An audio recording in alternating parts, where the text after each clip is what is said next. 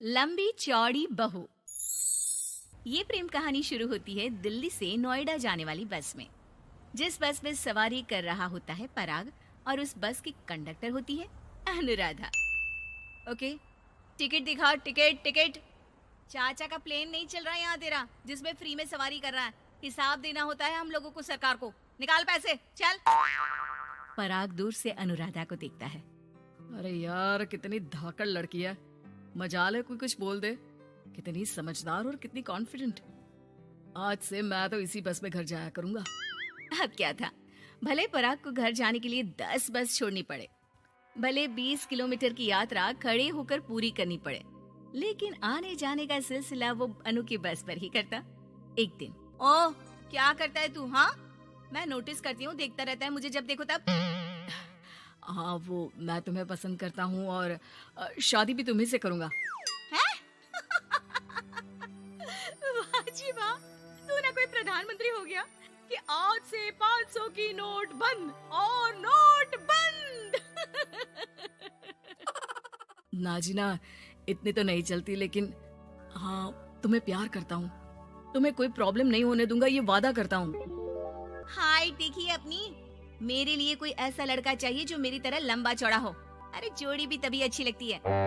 जरूरी नहीं है, जो आपको खुश रखे, आपकी इमोशंस को समझे और आपसे बहुत सारा प्यार करे, जोड़ी तो उसी के साथ अच्छी लगती है।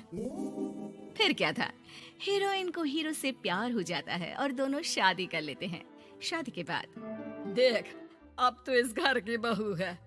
अगर समझ गई है तो ये कंडक्टर वाली ड्रेस पहनकर घर से निकलने की जरूरत नहीं है। पराग अच्छा कमाता है तो तेरी नौकरी की भी जरूरत नहीं है हम लोगों को। अरे कैसी बात कर रही है माँ जी? यूँ कोई सरकारी नौकरी छोड़ता है क्या? और जब मेरी नौकरी लगी थी, मेरी अम्मा कितनी खुश हुई थी पता है? मैं तो नौकरी करूंगी। अरे नौकरी करेगी तो डंडे से मारूंगी, और हाँ, जो निकली घर से बाहर ना तो हाथ पैर तोड़ दूंगी और घर से बाहर निकाल दूंगी, देख लेना। अनु को समझ में नहीं आता कि वो सास को कैसे समझाए कि सरकारी नौकरी लगना आसान बात नहीं होती, और उसने इस नौकरी को पाने के लिए कितनी हार्ड वर्क की थी। रात को अनु पराग से बात करती है। देखो पराग, मैं नौकरी करना चाहती हूँ। मुझे नहीं पता था कि तुम्हारी माँ को मेरी नौकरी से प्रॉब्लम होगी, वरना ऐसी बात नहीं है, मैं माँ को समझाता हूँ। अगले रोज, देखो माँ, महंगाई का जमाना है और मेरी प्राइवेट नौकरी है। आज है कल का पता नहीं। वैसे भी अनु की सैलरी मेरी सैलरी के बराबर है। अगर ये भी नौकरी करेगी तो हम लोगों को जिंदगी जीने में आसान हो जाएगी ना।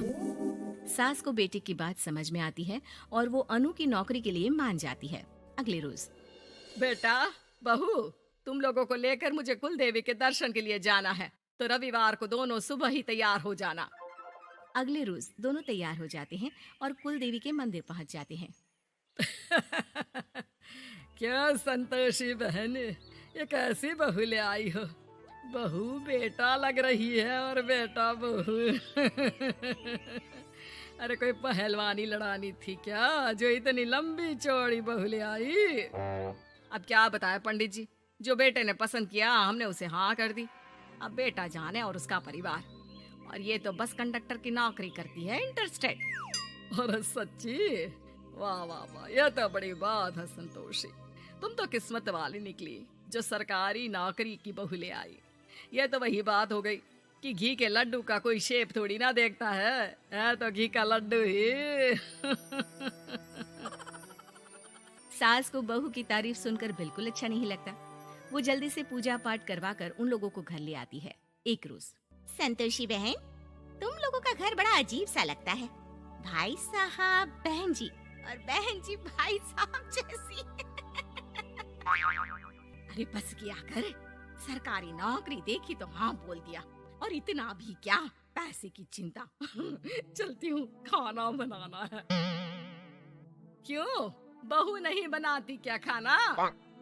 अरे नहीं, वो तो नौकरी करने जाती है ना, तो उसके आने से पहले खाना बना देना पड़ता है।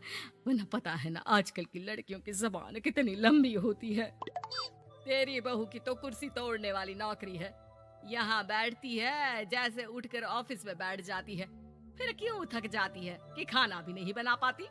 मेरी बहू भले कंडक्टर है, लंबी चौड़ी, लेकिन बता रही हूँ, सारा दिन सवारी से मत्था पच्ची करती है। लेकिन मजाल है, शादी के बाद एक दिन भी मुझे किचन में जाने दिया हो। ना जी ना। हाँ। दोनों पड़ोसन वहां से चली जाती है। सास बाजार जाती है और एक ट्रेड मशीन ले आती है। अरे माँ जी, इस उम्र में आप घर पर जिम खोलेंगी? अरे तेरे लिए लाई हूँ। रोज चलाकर 2 घंटे इस पर पतली हो जाएगी। और खाना कम खाया कर, जब देखो बकरी की तरह मुंह चलता रहता है तेरा। वाह जी वाह, एक ही तो शौक है खाना खाने का, वो भी रोक दो। हाँ।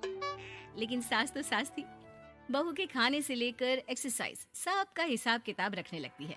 अरे मैं मोहल्ले वालों को बताकर रहूंगी कि मेरी बहू भी शिल्पा शेट्टी की तरह पतली हो सकती है। वही बहू बस में जब सवारी का टिकट काट रही होती है, उसे चक्कर आ जाता है और वो गिर जाती है। सवारी हैरान परेशान हो जाती है और ड्राइवर को वहाँ बुलाती है। अरे शहर नहीं थी हमारे कंडक्टर साहिबा, लेकिन जब से शादी हुई है बकरी बन गई है। सास को तो बस इनके खाने की ही लगी रहती है। ड्राइवर बस में बिठाकर बहू को घर छोड़ आता है और सास को कहता है, अरे पता है आपकी बहू कितनी धाकड़ है, किसी को बात करने से पहले 4 बार सोचना पड़ता है कि बोले या ना बोले, कहीं झापड़ ना पड़ जाए। और आप है कि इन्हें बकरी बनाने में लगी है। अरे चुप, निकल यहाँ से। मेरी बहू है, मैं इसे बकरी बनाऊं या फिर गीदड़, तुम्हें क्या पता लोग कैसा मजाक उड़ाते हैं कि बहू इनकी बस की कंडक्टर है। बोलो, मुझे कैसा लगता होगा? अरे काम तो काम होता है माँ जी, वो छोटा या बड़ा नहीं होता।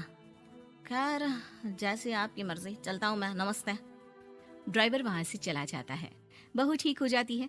एक बार आधी रात को कोई संतोषी का दरवाजा खटखटाता है। अरे इतनी रात में कौन आ गया? मेरा घर है, कोई पुलिस स्टेशन की घंटी नहीं जो बजाए जा रहे हो। खोल रही हो दरवाजा। जैसे ही दरवाजा खुलता है, सामने वही पड़ोसन खड़ी होती है जो अनु की कुछ दिन पहले बुराई कर रही थी।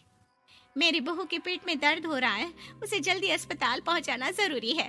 हाँ तो पहुंचाओ, और जल्दी लड्डू के साथ खुशखबरी भी सुना देना। हाँ, काहे हमारा दरवाजा पीट रही हो? अरे सुनो सुनो तो, अपनी बहू से कहो ना कि सरकारी बस को थोड़ी देर के लिए दरवाजे बुला ले। क्या है ना, कोई साधन नहीं है अस्पताल ले जाने के लिए। सास अनु को कहती है और अनु बस को बुलाकर पड़ोस वालों की मदद करती है, जिसके बाद पूरे मोहल्ले में अनु की तारीफ होने लगती है। सच में लंबी चौड़ी बहू के साथ साथ लंबा चौड़ा दिल भी है बहू का।